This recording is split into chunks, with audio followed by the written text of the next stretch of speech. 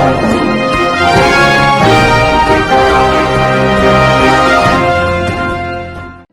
દર્શક મિત્રો, આપ જોઈ રહ્યા છો મુંબઈ તરંગ ન્યૂઝ. હું છું એન્કર અર્પિતા પટેલ. હવે જોઈએ અગત્યના સમાચાર.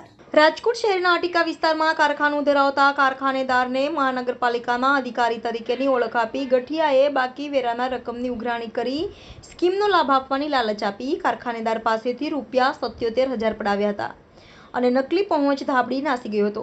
શહેરના શ્રદ્ધાનગરમાં રહેતા અને અટીકા વિસ્તારના ન્યૂ પરમેશ્વર 1માં કારખાનું ધરાવતા અરવિંદભાઈ ગોરધનભાઈ મોલિયા, ઉંમર વર્ષ 48, ગત તારીખ 19 ફેબ્રુઆરીના પોતાના કારખાને હતા ત્યારે એક શખ્સ ત્યાં આવ્યો હતો અને પોતાની ઓળખ મનપાના અધિકારી તરીકેની આપી કારખાનાનો ₹1.56 લાખનો વેરો બાકી હોવાનું કહી વેરાની રકમની ઉઘરાણી કરી હતી. અરવિંદભાઈએ બીજા દિવસે મનપાએ જઈ વેરો ભરી દેશે તેમ કહેતા તે શખ્સે આજનો દિવસ સ્કીમ ચાલે છે અને આજે માત્ર ₹80,000 આપો એટલે ₹1.56 લાખનો વેરો નહીં ભરવો પડે તેમ કહ્યું હતું. અરવિંદભાઈએ પૈસા નહીં હોવાનું કહેતા ગઠિયાએ કાલે આવીશ તેમ કહી જતો રહ્યો હતો.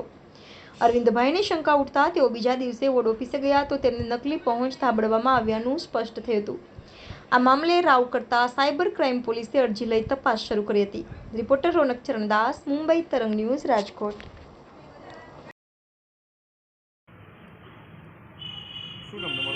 અરવિંદભાઈ મોલિયા, મારે અટીકામાં કારખાનું છે. મને કોર્પોરેશનમાંથી સાહેબ આવ્યા છે એમ કરીને મને કે ₹1,56,000 તમારા બાકી છે, અત્યારે તાત્કાલ તમારે ભરવાના છે. મેં કીધું મારા આગળ પૈસા છે નહીં.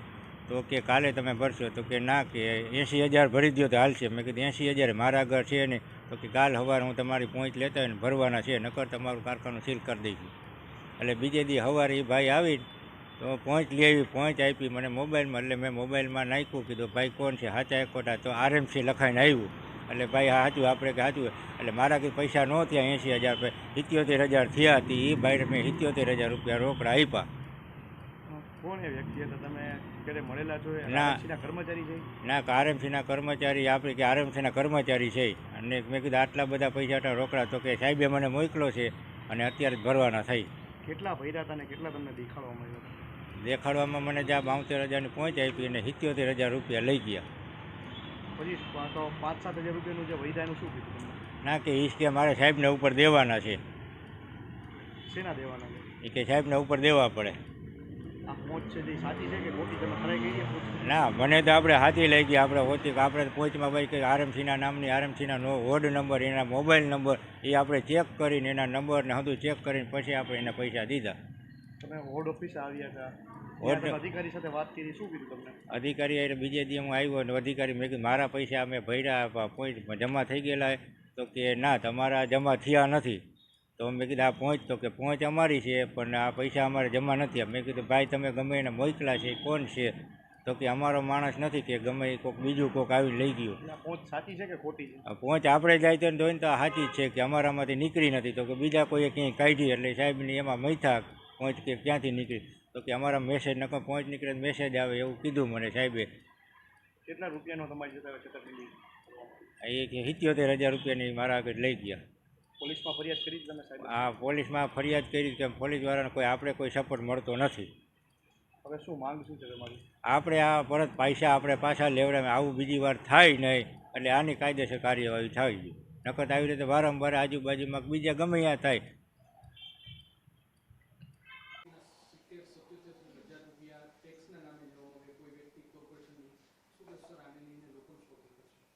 ચોક્કસ. એક તો ખાસ એ મુદ્દો આપણા માધ્યમથી હું જણાવવા માગું છું નાગરિકોને પણ. ટેક્સની ચોક્કસપણે ઝુંબેશ ચાલી રહી છે, પરંતુ જે મહાનગરપાલિકાના અધિકૃત અધિકારી કર્મચારી હોય છે એ લોકો મારફતે આ કામગીરી થતી હોય છે. અને મેં વાત કરી એમ જ્યારે ફિલ્ડમાં આપણે કોઈ પણ આપણા અધિકારી કર્મચારી જતા હોય છે ત્યારે ક્યારે પણ એ રોકડમાં ટેક્સની વસૂલાતનો પ્રશ્ન ઉપસ્થિત થતો નથી. જે રોકડમાં ટેક્સની વસૂલાત, ટેક્સ પે કરવાનું થતું હોય છે એ જે આપણા ટેક્સ કલેક્શન સેન્ટર છે એની જે વ્યવસ્થાઓ છે ત્યાં જે કરવાનું થાય છે. એટલે આવી રીતના જે પણ કોઈ સ્થાનિક લેવલે આપને કદાચ એવી માગણી કરતું હોય તો ચોક્કસપણે એ નજીકના બોર્ડ ઓફિસમાં એ ધ્યાન ઉપર મૂકવાનું રહે છે. અને મેં વાત કરી એમ જે સ્થાનિક લેવલે જે સીલિંગ વગેરેની કાર્યવાહીને બધું આપણે કરતા હોઈએ છીએ એ દરમિયાન ચોક્કસપણે આપણો આગ્રહ ડિજિટલ મોડથી ચેક વગેરેના મોડથી જ આપણો રહેતો હોય છે, એટલે એ રોકડનો આગ્રહ ક્યારે પણ નથી રહેતો હોતો. રોકડમાં જે પણ જમા કરવાનું થતું હોય છે આપણું જે ટેક્સ કલેક્શન સેન્ટર છે એ ટેક્સ કલેક્શન સેન્ટર ઉપર જ કરવાનું થતું હોય છે. આ પ્રકારનો કંઈ પણ મુદ્દો કોઈ પણ નાગરિકના ધ્યાન ઉપર પણ આવે, કંઈ શંકાસ્પદ જેવું પણ લાગતું હોય તો એ તાત્કાલિક અસરથી કોર્પોરેશનના લાગતા વળગતા જવાબદાર અધિકારી કર્મચારીના ધ્યાન ઉપર મૂકે. આ પર્ટિક્યુલર કિસ્સો પણ ધ્યાન ઉપર ચોક્કસપણે આવેલો છે. એ બાબતે પણ ટેક્સ બ્રાન્ચના અધિકારીઓને સ્પષ્ટ સૂચના અત્યારે જ આપવામાં આવેલી છે કે એની ચકાસણી કરી લેવામાં આવે, જે તે વ્યક્તિ સાથે સંકલન કરવામાં આવે અને જે વ્યક્તિની સાથે ફ્રોડ થયું છે એ વ્યક્તિ દ્વારા પણ એમાં પોલીસ ફરિયાદ દાખલ કરવામાં આવે અને અમારા તરફથી પણ એમાં કાર્યવાહી સુનિશ્ચિત કરવામાં આવે એ પ્રકારની સૂચનાઓ આપવામાં આવેલી છે. પણ પુનઃ આપના માધ્યમથી એ હું વિનંતી કરું છું કે જ્યારે આવી રીતની સીલિંગની ને વગેરેની કાર્યવાહી આપણે લોકલ લેવલે કરીએ છીએ ત્યારે ડિજિટલ પેમેન્ટ અથવા તો ચેક વગેરે જેવી જે સિસ્ટમ છે એ સિસ્ટમના માધ્યમથી જ પેમેન્ટ થતું હોય છે. રોકડનું જે પેમેન્ટ વગેરે છે એ આપણે ટેક્સ કલેક્શન સેન્ટર ઉપર જ કરવાનું રહે છે. એ તમામ નાગરિકો એમાં ધ્યાન ઉપર લે.